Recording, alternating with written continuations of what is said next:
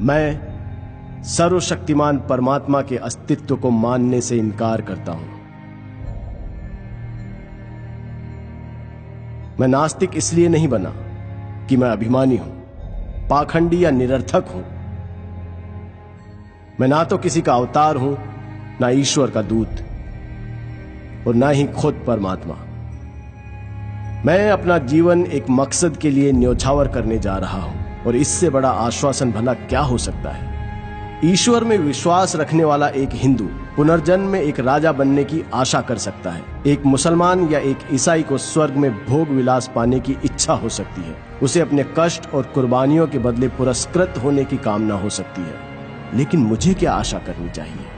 मैं जानता हूं कि जिस पल रस्सी का फंदा मेरे गले में लगेगा और मेरे पैरों के नीचे से तख्ता हटेगा, वो मेरा अंतिम क्षण होगा। किसी स्वार्थ भावना के बिना, यहां या यहां के बाद किसी पुरस्कार की इच्छा किए बिना, मैंने अनासक्त भाव से अपने जीवन को आजादी के नाम कर दिया है।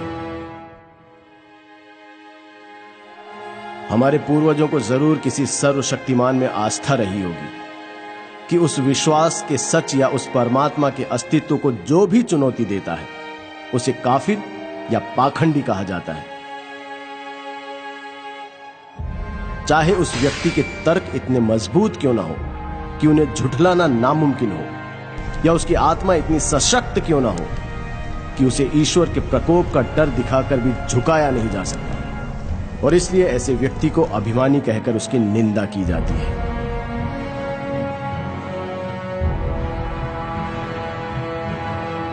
मैं घमंड की वजह से नास्तिक नहीं बना। ईश्वर पर मेरे अविश्वास ने आज सभी परिस्थितियों को मेरे प्रतिकूल बना दिया है, और यह स्थिति और भी ज्यादा बिगड़ सकती है।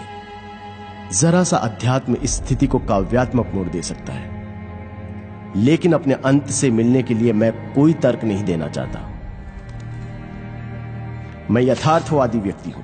अपने व्यवहार पर मैं सिर्फ तर्कशील होकर विजय पाना चाहता हूं। भले ही मैं हमेशा इन कोशिशों में कामयाब नहीं रहा हूं, लेकिन यह मनुष्य का कर्तव्य है कि वो कोशिश करता रहे, क्योंकि सफलता तो संयोग और हालात पर ही निर्भर करती है।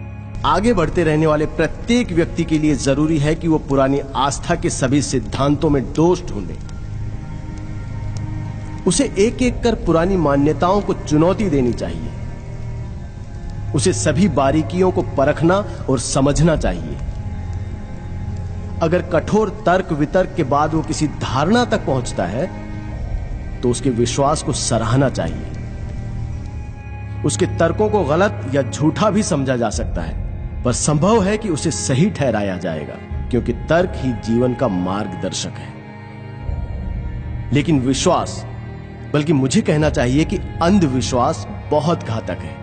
वो एक व्यक्ति की सोच समझ की शक्ति को मिटा देता है और उसे सुधार विरोधी बना देता है।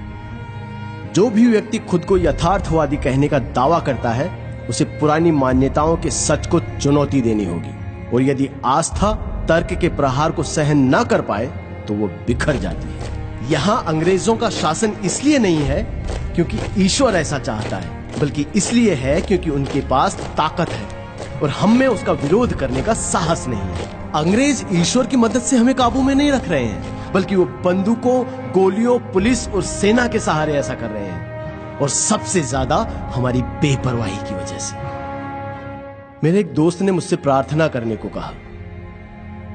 जब मैंने उससे अपने नास्तिक होने की बात कही, तो उसने कहा, जब तुम्हारे आखिरी दिन नजदीक आएंगे तब तुम यकीन करने लगोगे। मैंने कहा, नहीं मेरे प्यारे मित्र, ऐसा कभी नहीं होगा। मैं इसे अपने लिए अपमानजनक और नैतिक पतन की वजह समझता हूं। ऐसी स्वार्थी वजहों से मैं कभी प्रार्थना नहीं करूंगा।